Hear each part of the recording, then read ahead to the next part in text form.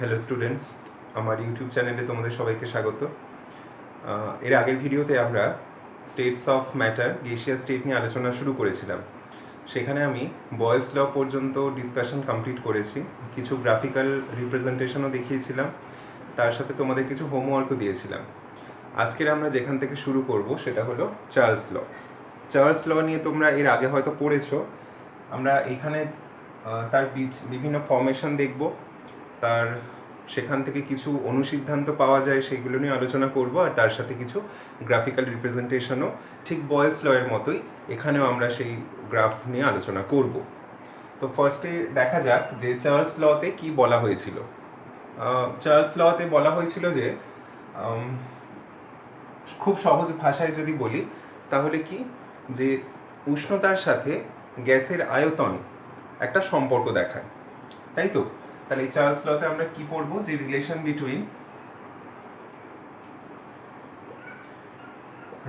Between আবার দুটো ভেরিয়েবলের, কারণ গ্যাস লতে আমরা প্রথমেই বলেছি যে যতগুলো প্রপার্টি রয়েছে একটা গ্যাসকে প্রকাশ করবার জন্য যেই ভৌত রাশি দরকার আমাদের, তার মধ্যে যে কোনো দুটো রাশির সম্পর্ক। ঠিক একইভাবে চার্লস লয়ের ক্ষেত্রে যেই দুটো ভৌত রাশির মধ্যে আমরা সম্পর্ক দেখাই, তো সেটা হলো relation between temperature and volume car of gas. K K constant থাকবে এখানে? কিপিং প্রেশার আর অ্যামাউন্ট মানে number of moles constant, right? Statement wise কি বলা হয়? স্টেটমেন্ট ওয়াইজ বলা হয় যে কোনো একটা গ্যাসের আয়তন 0 ডিগ্রি সেন্টিগ্রেড উষ্ণতায় যা থাকবে, সেখান থেকে প্রতি 1 ডিগ্রি সেন্টিগ্রেড উষ্ণতা বাড়ালে ওই গ্যাসের আয়তন 0 ডিগ্রি উষ্ণতায় যা আয়তন থাকবে তার 1/273 অংশ হারে বৃদ্ধি পাবে। আমি একটু ম্যাথমেটিক্যালি লিখে দেখাই। মনে করো 0 ডিগ্রি সেন্টিগ্রেড উষ্ণতায়, এটা টেম্পারেচার, 0 ডিগ্রি সেন্টিগ্রেড উষ্ণতায় একটা গ্যাসের আয়তন V0। 1 ডিগ্রি সেন্টিগ্রেড উষ্ণতায় আয়তন মনে করো V1। এইখান থেকে 1 ডিগ্রি সেন্টিগ্রেড মানে 0 ডিগ্রি থেকে 1 ডিগ্রি সেন্টিগ্রেড উষ্ণতা বাড়ালে আয়তন কি বলা হয়েছে? বৃদ্ধি পাবে 0 ডিগ্রি সেন্টিগ্রেডে যা আয়তন তার 1/273 অংশ বৃদ্ধি পাবে। তার মানে V0 ইন্টু 1/273। তাহলে V1 সমান আমি কি লিখতে পারি? তাহলে অ্যাকচুয়াল আয়তন কত হবে? এটা তো বৃদ্ধি পেল, তাহলে অ্যাকচুয়াল আয়তন কত? এর সাথে এটা যোগ করব, তাহলে V1 ইকুয়ালস টু হবে V0 প্লাস V0 ইন্টু 1/273, তাই তো? তাহলে আমরা এখানে কি লিখতে পারি? V1 equals to V0 into 1 plus 1/273। ঠিক প্রতি 1 ডিগ্রি সেন্টিগ্রেড উষ্ণতা বৃদ্ধি করলে এরকম হবে। এবারে মনে করো 1 ডিগ্রির বদলে আমি কি করছি? টি ডিগ্রি সেন্টিগ্রেড উষ্ণতা বাড়াচ্ছি। সবসময় 1 ডিগ্রি বাড়াবো এমন কোনো কথা নেই, আমি টি ডিগ্রি উষ্ণতা বাড়ালাম মনে করো, তাহলে এই 1টা কি হয়ে যাবে? 1টা হয়ে যাবে টি ডিগ্রি সেন্টিগ্রেড, এটা হয়ে যাবে ভিটি। তাহলে বৃদ্ধি কত পাবে? V0 0 ডিগ্রি সেন্টিগ্রেডের উষ্ণতায়, হ্যাঁ এইটা হবে T/273, সরি এখানে হবে প্রতি 1 ডিগ্রি সেন্টিগ্রেড উষ্ণতা বৃদ্ধিতে হচ্ছিল 1/273, এখানে হবে T/273। ঠিক, তাহলে এখানে T, এখানে হয়ে যাবে T। তাহলে এইটা হচ্ছে সমীকরণ প্রতি টি ডিগ্রি সেন্টিগ্রেড উষ্ণতা বৃদ্ধির ফলে যেটা বাড়ছে। এবারে আমরা এই সমীকরণটাকে আরেকটু, এইটা হয়ে যাবে ভিটি। সিম্পলিফাই করে ইকুয়েশনটাকে লিখছি, দেখো 273 273 প্লাস টি। ওকে, তাহলে এখান থেকে আমরা এখানে ফাইনালি কি লিখব, ভিটি ইকুয়ালস টু V0, এই রাশিটাকে আমি টি হিসাবে লিখছি, ক্যাপিটাল টি বাই 273। এবার দেখো V T equals to V0 by 273 into T. এই V0 বাই 273 এই রাশি তো একটা ধ্রুবক রাশি, তাই না? মানে 0 ডিগ্রি সেন্টিগ্রেড উষ্ণতায় আয়তন V0 ছাড়া তো আর কিছু হতে পারে না, তাহলে এটা হচ্ছে ধ্রুবক রাশি।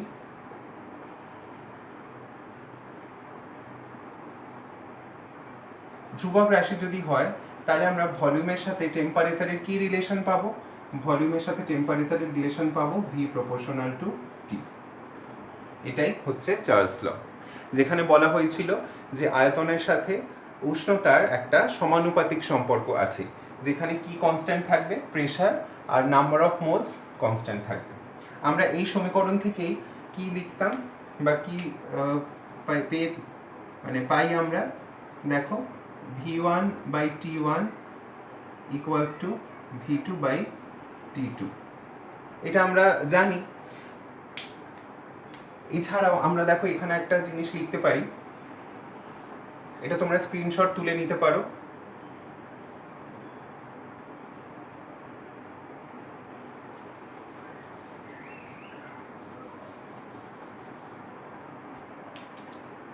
দেখো আমি তো এটাকে ধ্রুবক রাশি বলেছি, তাহলে আমরা এখানে V equals to K into T লিখতে পারি। বয়েলস সূত্রের ক্ষেত্রে আমরা সমানুপাতিক ধ্রুবককে লিখেছিলাম K1, যেহেতু এটা আমরা 2 নম্বর সূত্র পড়ছি, তো এই ধ্রুবকটাকে তোমরা লেখো K2, তাহলে V ইকুয়ালস টু K2। এবারে V ইকুয়ালস টু যদি K2 হয় তাহলে আমরা এই সমীকরণটা খুব সহজেই পাবো। কিভাবে পাবো দেখো, ধরো দুটো কন্ডিশন আছে। প্রথম কন্ডিশনে মনে করো VI, এটা হচ্ছে ফার্স্ট কন্ডিশন। VI মানে I হচ্ছে ইনিশিয়াল, মানে প্রাথমিক অবস্থা। VI equals to K2 into TI। এটা তো ধ্রুবক, তো এর মান পরিবর্তিত হচ্ছে না বলে আমি ধরে নিই। একটা কোনো নির্দিষ্ট গ্যাসের ক্ষেত্রে একই চাপ এবং একই পরিমাণ গ্যাসের, মানে একটা নির্দিষ্ট পরিমাণ গ্যাসের ক্ষেত্রে একটা নির্দিষ্ট চাপে দুটো কন্ডিশন আমরা নিচ্ছি।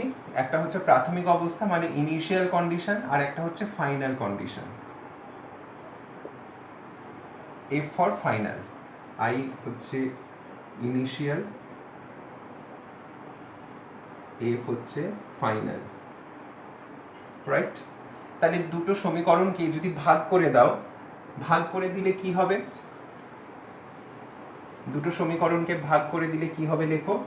দেখো হচ্ছে VI by VF equals to TI by TF, যেখানে আমরা পাই V প্রপোর্শনাল টু T। তো এই সমীকরণটা তোমরা আগেই পড়েছো, এটা আমরা এইভাবে নিয়ে আসতে পারি।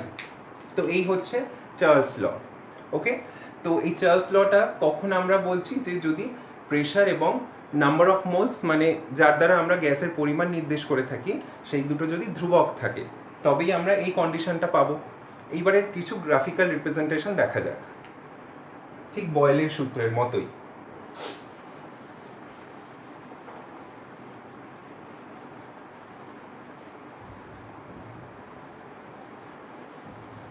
স্টেটমেন্টটা আমি লিখলাম না, কারণ স্টেটমেন্ট তোমরা বই থেকে পেয়ে যাবে, আর সমীকরণ তো তোমরা দেখছোই। তো এবার আমরা দেখব কিছু গ্রাফিক্যাল প্রেজেন্টেশন।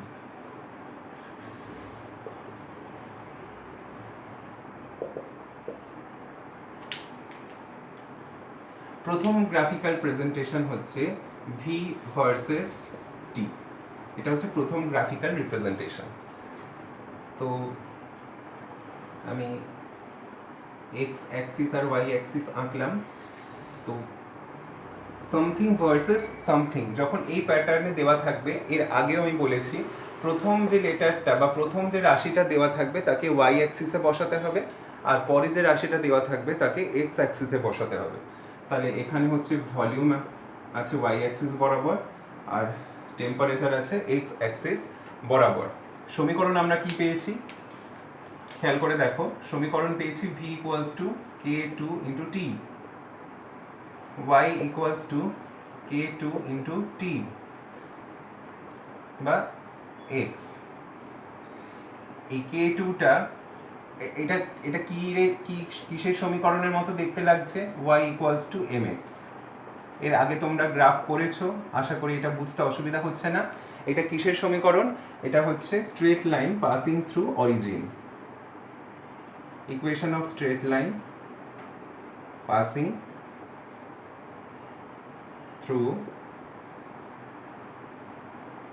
থ্রু অরিজিন, মানে মূল বিন্দুগামী সরল রেখা।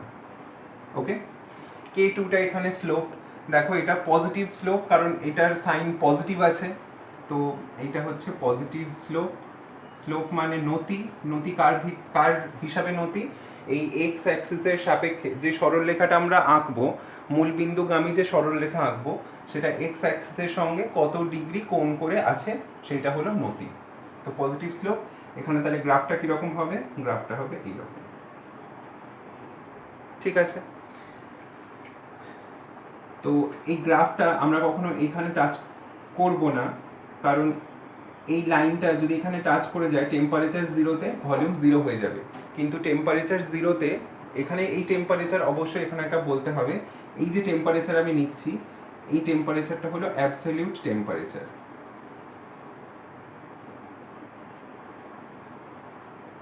অ্যাবসলিউট টেম্পারেচার মানে পরম উষ্ণতা।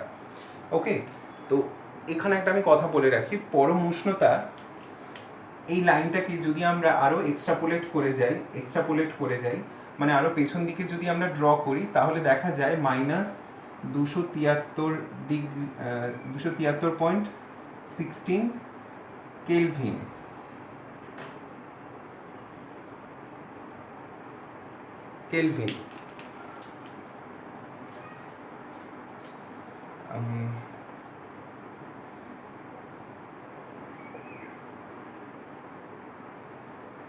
এই যে উষ্ণতা -273 ডিগ্রি সেন্টিগ্রেড, যদি সেন্টিগ্রেড স্কেলে বলো তাহলে -273 ডিগ্রি সেন্টিগ্রেডে দেখা যায় গ্যাস কিন্তু ভলিউমলেস হয়ে যায়, গ্যাসের আয়তন শূন্য হয়ে যায়।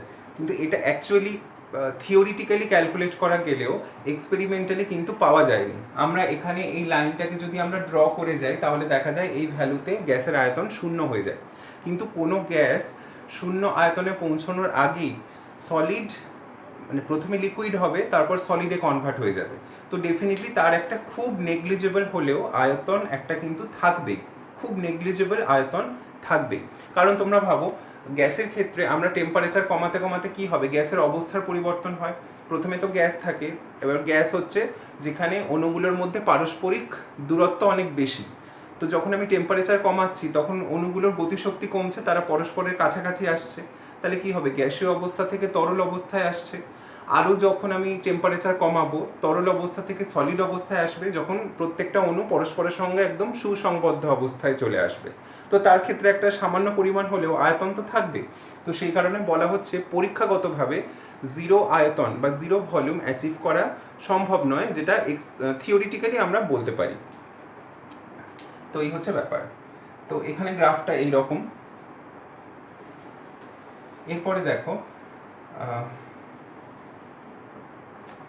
মনে করো এই লাইনটা আমি একটা চাপ P1 এ নিয়েছি, ঠিক আছে, P1 এ নিয়েছি।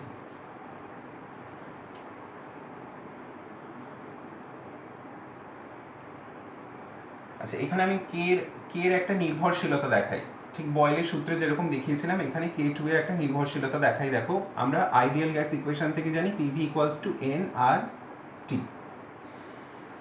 তো V/T ইকুয়ালস টু nR/P। এবারে V/T টা কি, এই সমীকরণ থেকে যদি দেখো তাহলে V/T হচ্ছে K2, V/T হচ্ছে K2 মানে কনস্ট্যান্ট। V/T হচ্ছে কনস্ট্যান্ট, কিন্তু এটা কি অ্যাকচুয়ালি কনস্ট্যান্ট?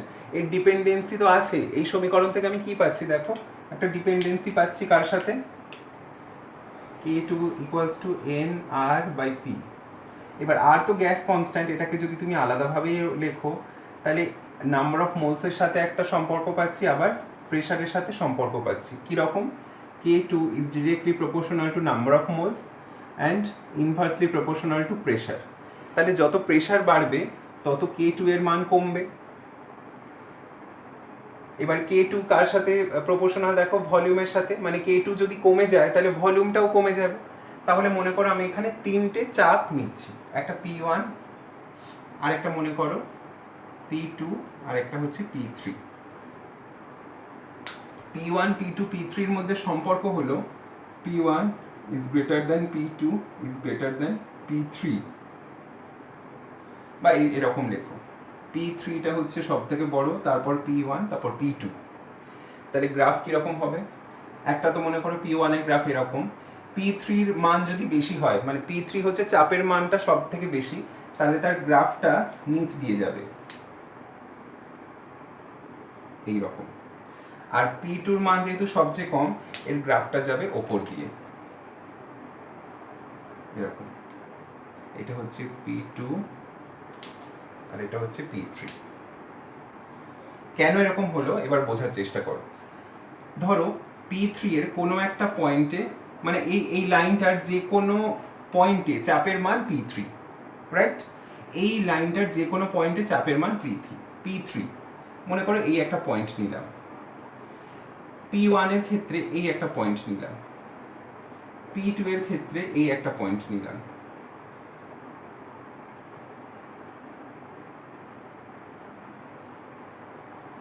তাহলে দেখো P3 মানে চাপের মান বেশি, সেইখানে আয়তনের মান কোথায়? আয়তনের মান হচ্ছে এইখানে।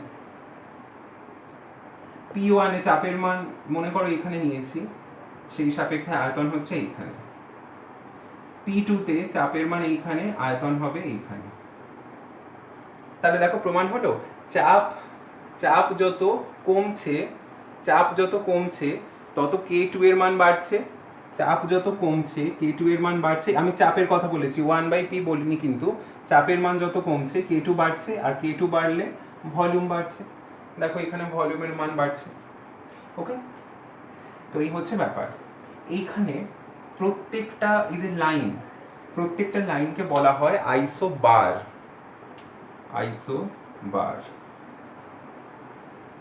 আইসোবার বা বলা হয় সমচাপীয়। কেন কি? প্রত্যেকটা লাইনেই চাপের মান কিন্তু ফিক্সড। এই ব্লু কালারের যে লাইনটা আছে তার যে কোনো পয়েন্টে চাপের মান P3, ব্ল্যাক কালারের যে লাইন আছে তার যে কোনো পয়েন্টে চাপের মান P1, আর রেড কালারের যে লাইনটা দেখতে পাচ্ছ তার যে কোনো পয়েন্টে চাপের মান P2। So this lines are named as isobar or সমচাপীয়। যেরকম আগের দিন আমি দেখিয়েছিলাম সমতাপীয়, ঠিক একইভাবে ওটা ছিল আইসোথার্মাল, এখানে এটা হচ্ছে আইসোবার বা সমচাপীয়। বুঝতে পারলে আশা করি। স্ক্রিনশট তুলে নাও, দিয়ে পরে দেখো।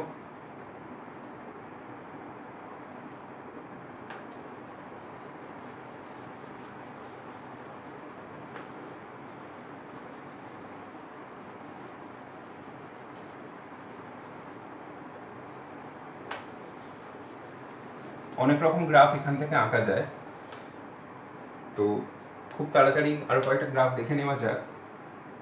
মনে করো এরপর আমরা যে গ্রাফটা করব সেটা হলো সাপোজ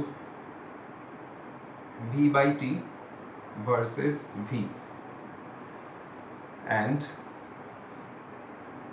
D হচ্ছে V/T ভার্সেস T।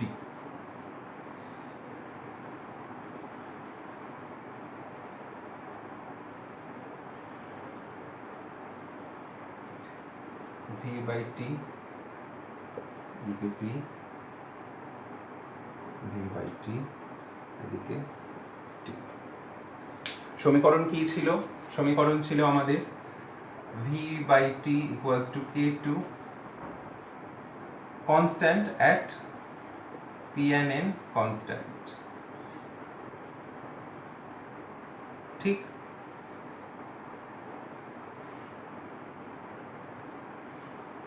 তাহলে প্রেশার আর এই নাম্বার অফ মোলস যদি কনস্ট্যান্ট থাকে, তাহলে তার সাপেক্ষে আয়তনের যা মান হোক বা উষ্ণতার যা মান হোক, তাতে এই V/T এই রাশিটার মান কি চেঞ্জ হবে? কারণ এটা তো ধ্রুবক হয়ে গেল, ইকুয়ালস টু কনস্ট্যান্ট। তাহলে এর ওপর দেখো, তোমরা একটা কথা ভেবে দেখো, আমি এখানে উষ্ণতা যদি দ্বিগুণ করি, তাহলে আয়তনটাও কি হবে? আয়তনটাও দ্বিগুণ হয়ে যাচ্ছে, কারণ চাপের সঙ্গে আয়তনের সঙ্গে উষ্ণতার সরাসরি সম্পর্ক আছে। তাহলে আমি যদি উষ্ণতা বাড়াই, উষ্ণতা যতগুণ বাড়াবো আয়তন ততগুণ বেড়ে যাবে, বা উষ্ণতা যতগুণ কমাবো আয়তন ততগুণ কমে যাবে, কমে গিয়ে এই অনুপাতটার মান ধ্রুবক হয়ে গেল। এবারে ধরো আয়তনের এই মান বলো, এই মান বলো, এই মান, বা এখানে এরও যদি এখানে একটা ভ্যালু থাকে, সেই ভ্যালুটাই বরাবর মেনটেন করবে। কারণ আয়তন এখানে থাকলে V/T এর মান মনে করো এখানে আছে, আয়তন এখানে থাকলেও এইখানে আছে, চেঞ্জ হচ্ছে না, ধ্রুবক একটা মান দেখাচ্ছে। এখানেও ঠিক একই রকম ঘটনা হবে। এই বুঝতে পারলে? এইবার এখানেও আমরা বিভিন্ন রকম লাইন ড্র করতে পারি। কীরকম ভাবে? K2 এর তো একটা নির্ভরশীলতা আছে নাম্বার অফ মোলস আর প্রেশারের উপরে। তো ধরো আমি তিনটে প্রেশার নিলাম, P1, P2, P3। তাহলে এই লাইনগুলো দুটোর ক্ষেত্রে কীরকম হবে? এটা যদি P1 হয়, এইখানে হবে P2, আর তার উপরে হবে P3। কেন বলো তো? কারণ প্রেশার যত কমে K2 এর মান তত বাড়ে। তো K2 is inversely proportional to 1/P। তো P3 এর মান তো আমি কম লিখেছি, তো P3 কম মানে K2 এর মান সব থেকে বেশি, ওই জন্য V/T এর মান সব থেকে বেশি, কারণ K2 মানেই V/T, ওপর দিয়ে যাচ্ছে। তো এর ক্ষেত্রেও ঠিক তাই হবে। এবার আমি এখানে নাম্বার অফ মোলসের রেসপেক্টে লিখছি। মনে করো N1 এটা। আচ্ছা, প্রথমে আমি শর্তটা দিই কি আছে। বিভিন্ন নাম্বার অফ মোলস নিলাম, N1, N2, N3। ধরো N1 greater than N2 greater than N3। এবার নাম্বার অফ মোলসের সাথে কি সম্পর্ক K2 এর? এইটা। তাহলে এখানে N1 এর মান সব থেকে বেশি। যদি এটা N1 হয়, তাহলে তার তলায় কে যাবে? N2, তার তলায় যাবে N3। ওকে? সো এইগুলো সব হচ্ছে আইসোবার, আর এইগুলোকেও ঠিক একইভাবে বলা হয় আইসোমোলার, কারণ N হচ্ছে নাম্বার অফ মোলস, সো আইসোমোলার। তো এই একটা গ্রাফ। এরপর আরেকটা গ্রাফ দেখো।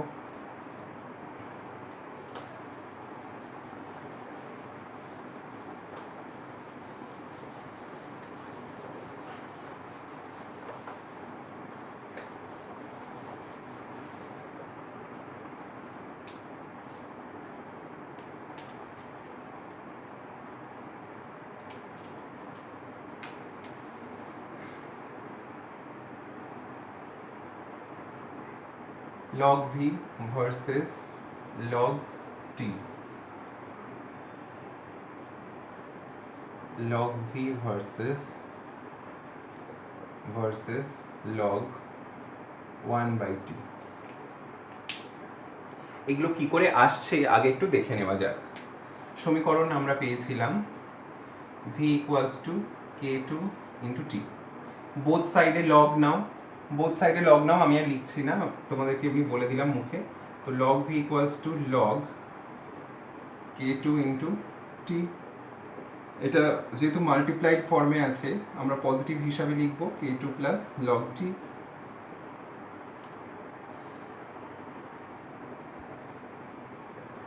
সাজিয়ে লিখে নিই একটু, log V equals to log T plus log K2। এইটা হচ্ছে y, এইটা হচ্ছে x, আর এটা মনে করো c।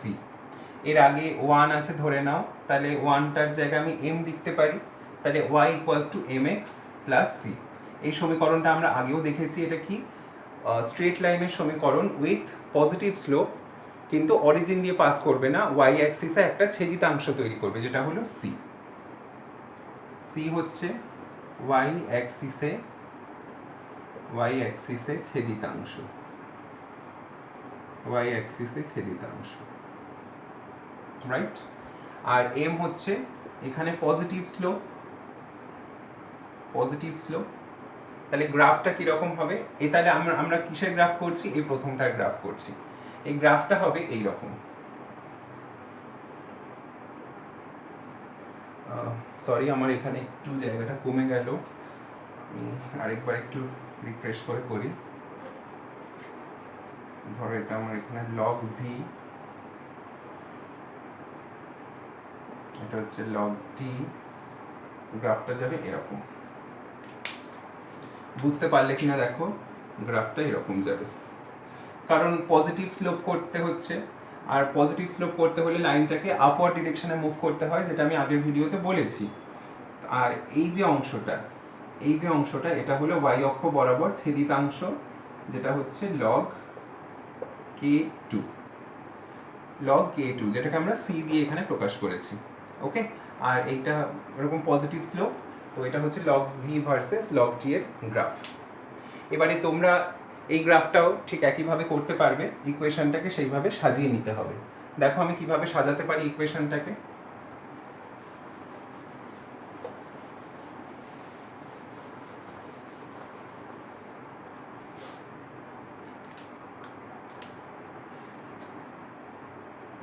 v by t equals to k2, এবারে বোথ সাইডে লগ নাও, তাহলে এখানে হবে log v plus log 1 by t equals to log k2, কারণ এখানে আছে এটা আমরা কিভাবে লিখতে পারি, v into 1 by t equals to k2, আর লগ নিলে এটা মাল্টিপ্লাইড ফর্মে আছে, মাল্টিপ্লাইড ফর্মে থাকলে log v plus log 1 by t হয়ে যাবে।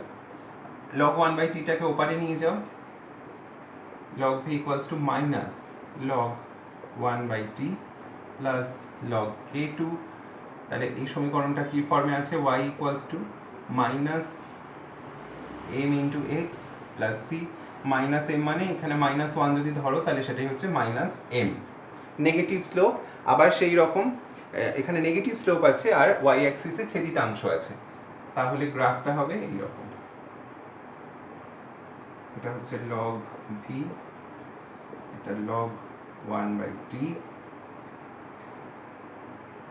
গ্রাফটা নামবে এরকম, ঠিক আছে। এটা হচ্ছে y অ্যাক্সিসে ছেদিতাংশ, যেটা হলো log k2। নেগেটিভ স্লোপ আছে এখানে, নেগেটিভ স্লোপ, ওই জন্য লাইনটা ডাউনওয়ার্ড মুভ করছে, বোঝা গেল? তাহলে এই ছিল মোটামুটি চার্লস ল এর গ্রাফ। দুটো তোমাদেরকে হোমওয়ার্ক দিচ্ছি, তোমরা ট্রাই করবে, দেখো পারো কিনা। তোমরা করবে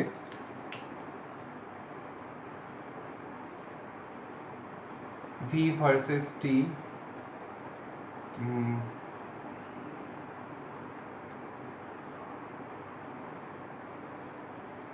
স্কোয়ার ভার্সেস টি, এটা একটা করবে, আর একটা করবে V square versus T by V, V square by T versus V, এই দুটো গ্রাফ তোমাদের হোমওয়ার্ক থাকলো, ওকে। তো আমার এই ভিডিওটা আপাতত এই পর্যন্তই থাক। এর পরের ভিডিওতে আমরা আলোচনা করব যে চার্লস ল, বয়েলস ল, এদের থেকে কি কি অনুসিদ্ধান্ত পাওয়া যায় সেইগুলো নিয়ে, ওকে, বাই।